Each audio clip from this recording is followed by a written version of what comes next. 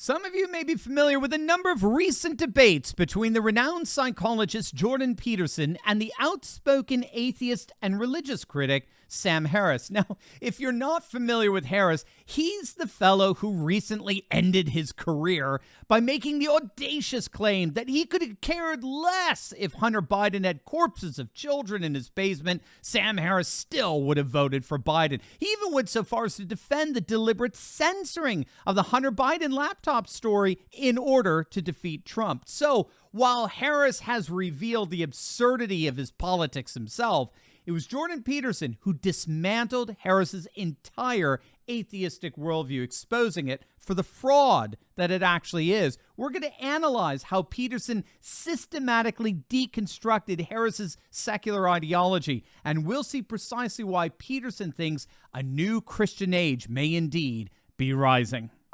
What worries me about your enterprise, Jordan, and the way in which you seem to be linking our rational project and our scientific project with religion is right here. There's a difference between, and magic is a decent analogy. There's a difference between, like, paradoxically, real magic is fake magic, and fake magic is real magic. The only real magic in the world produced by magicians is the fake magic, where the magician, like someone like Darren Brown, will tell you, actually, no, I can't read minds, and I did put the rabbit in the hat, and this is fake, but the surprise is that even knowing it's fake, you can't understand how this effect is being achieved. Whereas the fake magicians are the ones who are pretending to be real, who are hiding, who are not acknowledging the mechanics, the real mechanics behind what is in fact effective. You know, the illusion that the rabbit pops out of the hat. And what I worry with some of the way in which you discuss the power of story, the power of metaphor, and the religious anchoring there, is that the leverage and the utility can be had even while acknowledging the real mechanics of it. You know, the fakeness of the magic, right?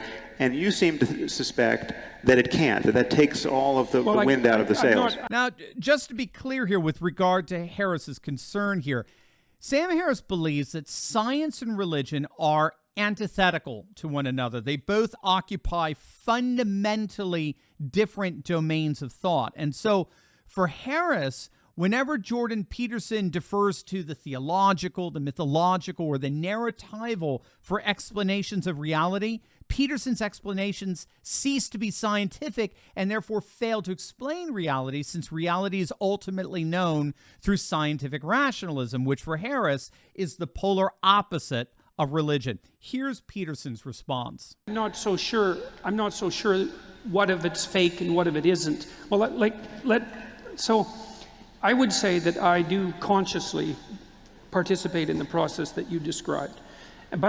But you see, I would also make the case, and this is certainly one of the things that we've been discussing, that you do it unconsciously. And let me make the case for that for a minute, because I've been thinking about it a lot, and I'd like to see your response. So when I really read The Moral Landscape a lot, and I thought about it a lot, you know, and so this is what it looks like to me.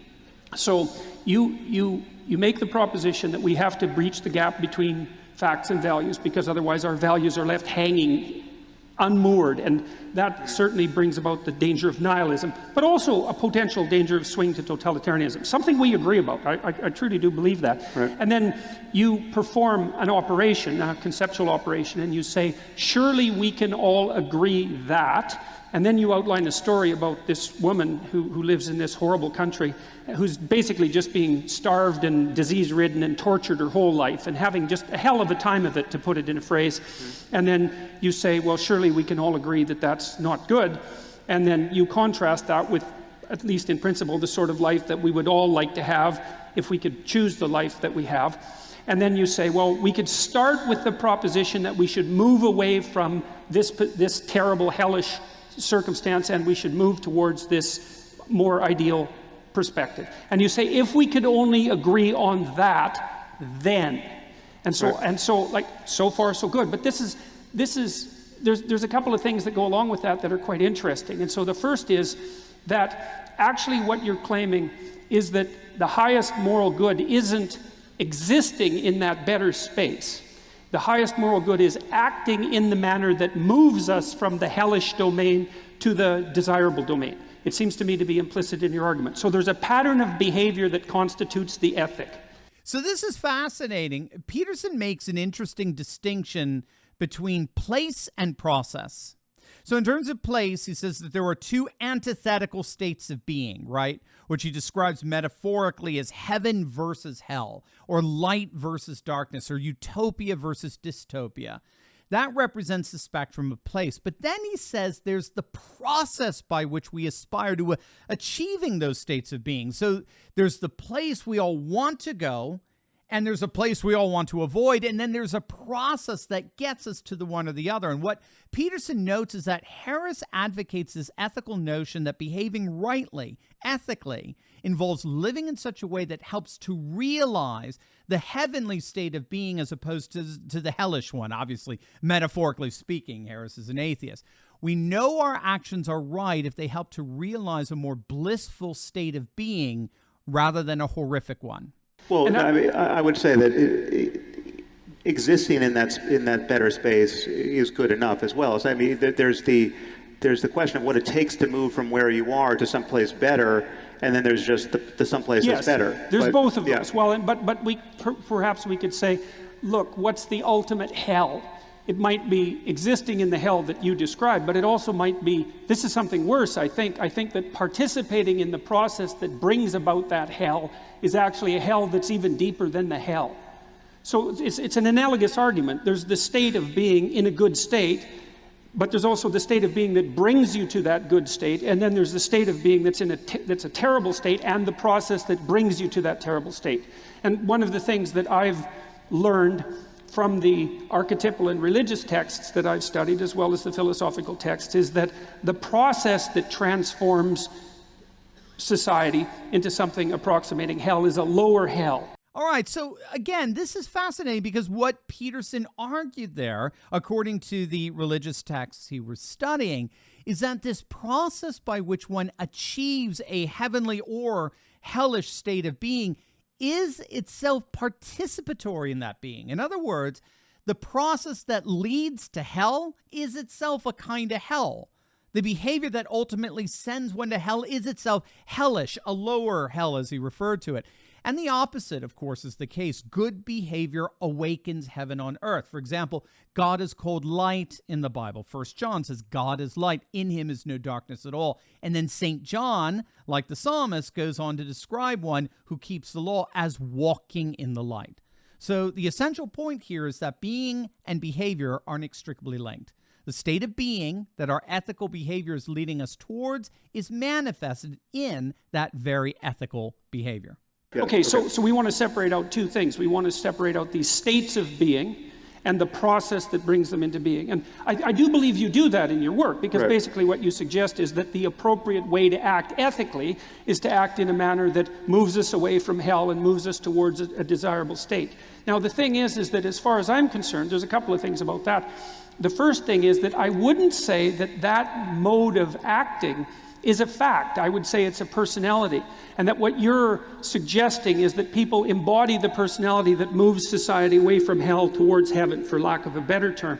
And the reason I make that argument is because I think that you recapitulate the essential Christian message precisely by doing that, because symbolically speaking, at least as far as I can understand, stripped of its of its metaphysical context, let's say, the purpose of positing the vision of the ideal human being, which, independent of the metaphysical context, is certainly what the symbol of Christ represents, is the mode of being that moves us most effectively from something approximating hell to something approximating heaven.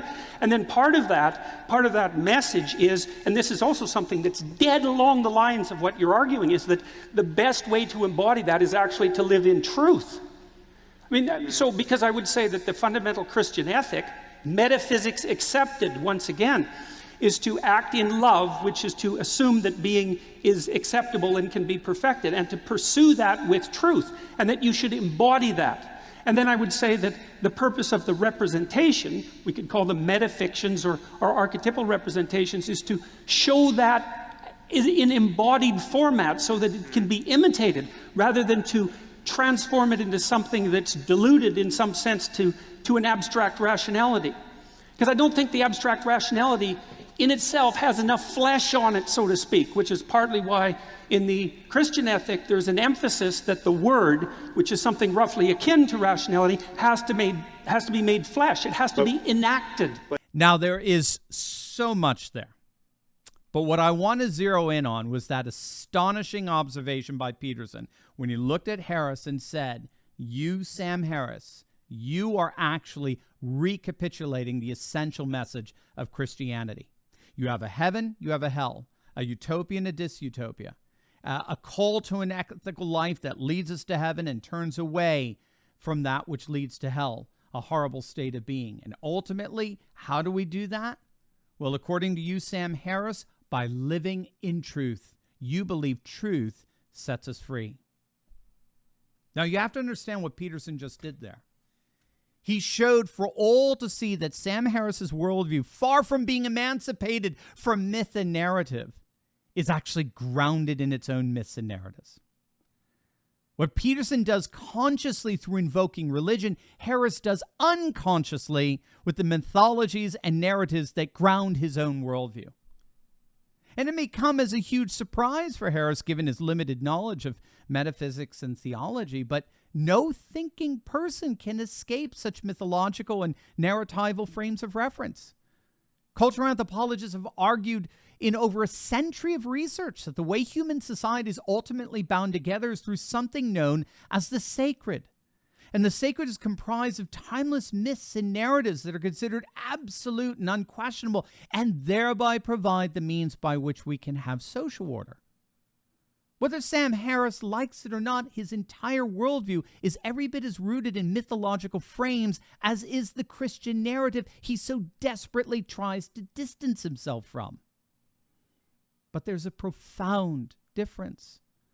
Whereas Harris relies solely on the scientifically rational for his ethical prescriptions, Christianity relies on a loving and redeeming relationship. In other words, while Harris's worldview remains fixed in abstract reason, Christianity's rationality, the divine logos, becomes flesh in an astonishing outpouring of infinite love that's ultimately embodied in the form of self-sacrificial crucifixion. Is the flesh made of dogmatism and superstition and other worldliness? Is that part of what gives it its shape and necessity? I think traditionally, historically, it has been, and that's been the problem with religion. If you denude it of everything that is unjustifiable in the light of 21st century science and rationality, I think what you have to get down to is something quite a bit more universal and less provincial than any specific religion, much less Christianity per se. Now, let's just stop there. You'll notice Harris is completely unaware of just how much his worldview just got dismantled. He brings up dogma and superstition and things that supposedly lost all credibility in light of 21st century science. You see, Harris's entire career has been predicated on this false notion that his supposedly scientific rationalist worldview is fundamentally different, indeed antithetical to that of a religious worldview. For him, religion is based on dogma, and dogma consists of absolutist claims that can't be justified scientifically.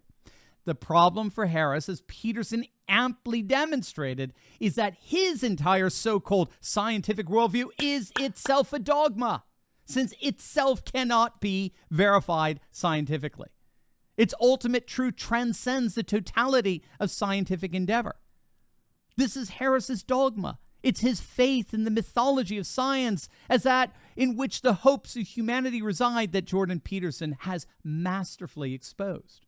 All Harris is ultimately doing is perpetuating the very myths and meta-narratives and dogmas that he claimed he's opposed to. But regardless, Peterson's answer takes this to a whole new level. It's interesting too, though, that one of the points that you do make is that you do appeal to or assume the existence of a transcendental internal ethic, something like that, which I would say, by the way, just since we're going down this direction, seems to me to be something very akin to the idea of the Holy Spirit, which is something like the internal representation of a transcendent universal ethic. Now remember, I'm trying to strip these concepts of their metaphysical substrate. I'm not making a case at the moment for the existence of the great man in the sky. We can get to that later. I'm saying that what seems to be the case is that we have underneath our cognitive architecture and our social architecture a layer of symbolic and dramatic and narrative representation that instantiates the same concepts, but in a multi-dimensional context. One of the things we talked about in Vancouver, for example, is that the religious enterprise doesn't only emphasize rationality. It brings music into the play, and it brings art into the play, and it brings drama, and it brings literature, and it brings architecture, and it brings the organizing of cities around a central space. Like it's pushing itself, it's manifesting itself across multiple dimensions of human existence simultaneously. And to me, that gives it a richness that cannot be diluted without loss, and also a motive power that a pure appeal to rationality I don't think can manage. And this is, see, one of the things, this is maybe a good place for Douglas to leap in. See, one of the things that Douglas, who's claimed upon multiple occasions to be an atheist, and I don't know how he's feeling about that at the present time. Yes, well, but it doesn't matter. One of the things Douglas has pointed out was that there are things that we've done in free countries, let's say, broadly speaking, in the West, that are worth protecting. And that in order to protect them in the longest sense, it's conceivable that we need a cognitive structure, something like that, that can act as a bulwark against those forces that would seek to undermine and destroy it. And Douglas has been driven, I would say, to some degree, to hypothesize that for Christianity, for all its faults, or we could say Judeo-Christianity to broaden it, for all its faults, might provide something approximating that bulwark if we could only figure out how to utilize it properly. So, you see, everything Harris is trying to do has already been done, and infinitely more by Christianity. Religion, as the cult of culture, provides the sacred that in turn sanctifies every aspect of human life, from our relationships to our politics, from our food to our fashion, our literature, art, architecture, music, and poetry. The whole of human society is held together in and through religion. That's what the term religion means. It comes from the Latin religare, which means to retire, rebind our social life together. So as it turns out, Sam Harris is ultimately the fraud. Far from being the polar opposite of religion, his belief system turns out to be nothing more than just a very bad one. If we're going to protect those things that we love and revere in Western civilization, we have to realize that Sam Harris's incoherent secularism is not going to do it. The only faith that will protect those very things that we love is the faith, indeed, the person, who is nothing less than love itself. As always, make sure to smack that bell and subscribe button. Make sure to check out my latest video on Jordan Peterson leaving Piers Morgan absolutely speechless on Vladimir Putin. You're not going to want to miss it, so make sure to click on that link, and I'll see you over there. God bless.